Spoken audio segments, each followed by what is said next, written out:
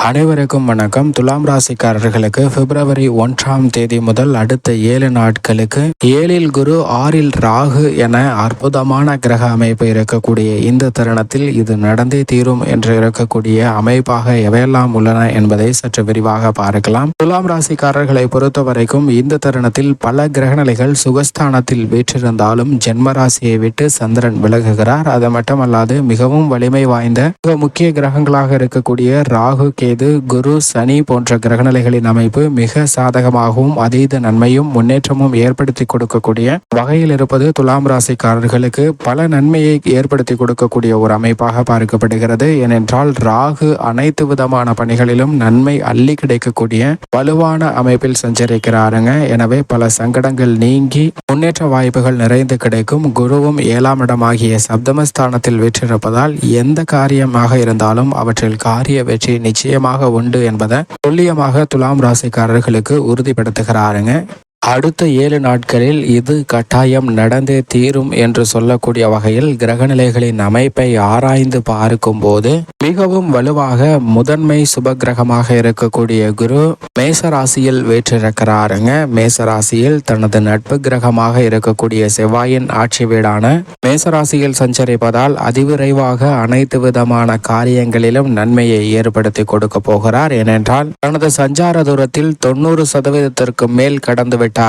இனி வரக்கூடிய தருணம் என்பது மிக மகிழ்ச்சியாக மாறுவதற்கான வாய்ப்பை உறுதிப்படுத்தக்கூடியதாக அமைகிறது என்பதை குரு தெளிவாகவும் துல்லியமாகவும் உறுதிப்படுத்துகிறார். குருவின் சுப பார்வை மிக அதீதமாக சிம்மம், துலாம் மற்றும் விருச்சகம் ஆகிய ராசிகளை வலுப்படுத்துகிறதுங்க. குருவின் சுப பார்வையின் காரணமாக பல தடைகள், தாமதங்கள் அனைத்தும் விலகி அனைத்து விதமான காரியங்களிலும் நல்ல முன்னேற்றம் நிறைந்து வருவதற்கான வாய்ப்பு நிச்சயமாக அடுத்த 7 நாட்களில் கிடைக்கிறது என்பதை துல்லியமாக உறுதிப்படுத்துகிறாருங்க குரு பகவான். அது மட்டுமல்லாது நவகிரகங்களிலே மிகவும் வலிமை வாய்ந்தவராகவும் நீதி தவறாத, நடுநிலை தவறாத, நியாயஸ்தராக செயல்படக்கூடியவராக பார்க்கக்கூடிய சனி பகவான் மிக வலுவாக தனது சொந்த ராசியான கும்ப ராசியில் ஆட்சி பலம் பெற்று சஞ்சரிக்கிறாருங்க. கும்பத்தில் சனி சஞ்சரிக்கும் போது குடகுடமாய் நன்மையை வாரி வழங்கக்கூடிய ஒரு வலுவான அமைப்பில் வீற்றிருப்பார். அப்படிப்பட்ட ஒரு வலுவான சமயத்தில் பல நன்மைகளை கொடுக்கக்கூடிய வகையில் வீற்றிருக்கிறாருங்க. எனவே நீங்கள் திட்டமிடக்கூடிய காரியங்கள்ல காரிய வெற்றி சனியின் அமைப்பு காரணமாக நிச்சயமாக உண்டு. தொழில், உத்தியோகம் என அனைத்து விதமான பணிகளிலும் எதிர்பாராத முன்னேற்ற வாய்ப்புகள் மகிழ்ச்சிகரமாக கிடைப்பதற்கான சாத்தியக்கூறுகள் உண்டு என்பதை சனி தெளிவாக உறுதிப்படுத்துகிறார். அது மட்டுமல்லாது நிழல் கிரகமாக இருக்கக்கூடிய ராகு மற்றும் கேதுவின் அமைப்பை ஆராய்ந்து பார்க்கும் போது தனது சமகிரகமாக இருக்கக்கூடிய குருவின் ஆட்சி வீடான மீன ராசியில் ராகு வலுவாக சஞ்சரிக்கிறாருங்க. சம பலம் பொருந்திய குருவின் ஆட்சி வீட்டில் சஞ்சரிப்பதால் மிக பெரிய அளவுல புதிய வாய்ப்புகளை அபரிவிதமாக ஏற்படுத்தி கொடுக்க போகிறார். அதே சமயம் மோட்சக்காரகரான கேது சமபலம் பொருந்திய புதனின் ஆட்சி வீடான கன்னி ராசியில் அமர்ந்து சஞ்சரிக்கக்கூடிய இந்த தருணத்துல எண்ணங்கள்ல ஏற்படக்கூடிய எதிர்மறையான சிந்தனைகளை விளக்குகிறாருங்க. நேர்மறையான சிந்தனையும் ஆக்கப்பூர்வமான செயல்பாடுகள்ல ஈடுபடுவதற்கான வாய்ப்பை சமபலம் பொருந்திய கிரகத்தின் அமைப்பில் சஞ்சரிப்பதால் மோட்சக்காரகரான கேதுவின் அமைப்பு காரணமாக அடுத்த 7 நாட்கள்ல எதிர்மறையான சிந்தனைகள் தோற்கடிக்கப்பட்டு நேர்மறையான சிந்தனைகள் மனதில் உதிப்பதற்கான வாய்ப்பு உள்ளது என்பதை உறுதிப்படுத்துகிறாருங்க மோட்சக்காரகரான கேது. அது மட்டுமல்லாது செவ்வாய் மிக வலுவாக உச்சம் பெற்று சஞ்சரிக்க போகிறாருங்க. தனது உச்ச வீடான மகர ராசியில் 4ஆம் தேதி முதல் உச்சம் பெறுகிறாருங்க. செவ்வாய் பூமிகாரகன், மங்களகாரகன் உச்சம் பெறக்கூடிய இந்த தருணத்தில் இல்லத்தில் எப்பேற்பட்ட பிரச்சனை, சிரமம் ஏற்பட்டாலும் அவை அனைத்தையும் துச்சம் என நினைத்து கையாண்டு அவற்றில் மிகப்பெரிய அளவில் வெற்றி பெறுவதோடு மட்டுமல்லாது பல மங்களகரமான சுப நிகழ்வுகளும் நடைபெறுவதற்கான வாய்ப்பு மங்களகாரகன் உச்சம் பெறுவதால் கிடைக்க இருக்கிறது. மேலும் இந்த தருணத்தில் புதிதாக நிலம், வீடு, வாகனம் வாங்குவதற்கான அதிர்ஷ்ட யோக வாய்ப்புகளையும் உறுதிப்படுத்துகிறாருங்க உச்ச உச்சம் பெறக்கூடிய செவ்வாய், இது நல்ல வரவேற்கத்தக்க ஒரு அமைப்பாக பார்க்கப்படுகிறது. மேலும் சுக்கிரனின் அமைப்பை பொறுத்த வரைக்கும் இந்த தருணத்தில் மிகவும் வலுவாக குருவின் ஆட்சி வீடான தனுசு ராசியில் வேற்றிருக்கிறாருங்க. சுக்கிரனின் அமைப்பு திட்டமிடக்கூடிய காரியங்கள்ல புதிய வாய்ப்பு கிடைக்கக்கூடிய சந்தர்ப்பத்தை ஏற்படுத்துவது மட்டுமல்லாது ஏற்கனவே உள்ள வாய்ப்புகளை சரிவர பயன்படுத்தி கொள்ளக்கூடிய யோகம் நிறைந்த